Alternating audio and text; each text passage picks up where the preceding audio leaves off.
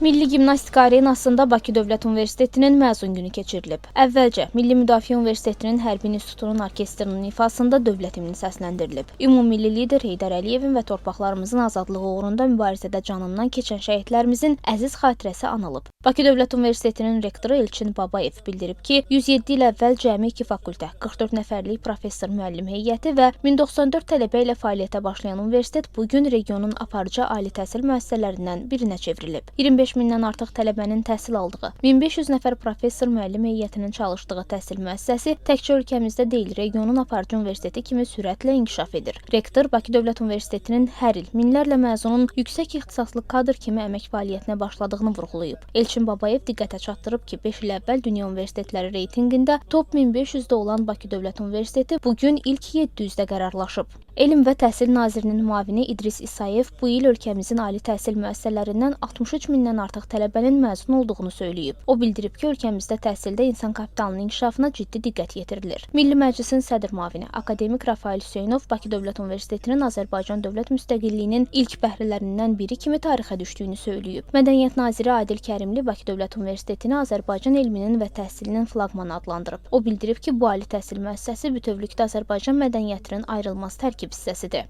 Azərbaycan Respublikasının İnsan Hüquqları üzrə müvəkkili Səbinə Əliyeva bildirib ki, bu ali təhsil ocağı yalnız yüksək ixtisaslı mütəxəssislər yetişdirməklə kifayətlənmir, eyni zamanda gənclərdə vətənpərvərlik ruhunu, dövlətçilik təfəkkürünü, qanuna hörmət hissini, insan ləyaqətini, ehtiramını və cəmiyyət qarşısında məsuliyyət duyğusunu formalaşdırır. 2007-ci ildən Bakı Dövlət Universitetində Koreyaşünaslığın tədris edildiyini diqqətə çatdıran Koreya Respublikasının ölkəmizdəki səfiri Kim Gu-kang son 20 ildə burada 110-dan çox tələbənin məzun olduğunu bildirib.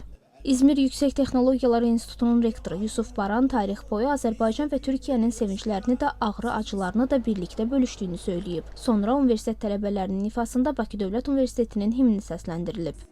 Tədbirdə ümumi orta müvəffəqiyyət göstəricisi yüksək olan və xüsusi fəallığı ilə seçilən 34 məzuna sertifikat və hədiyyələr təqdim edilib. Tədbir konsert proqramı ilə davam edib.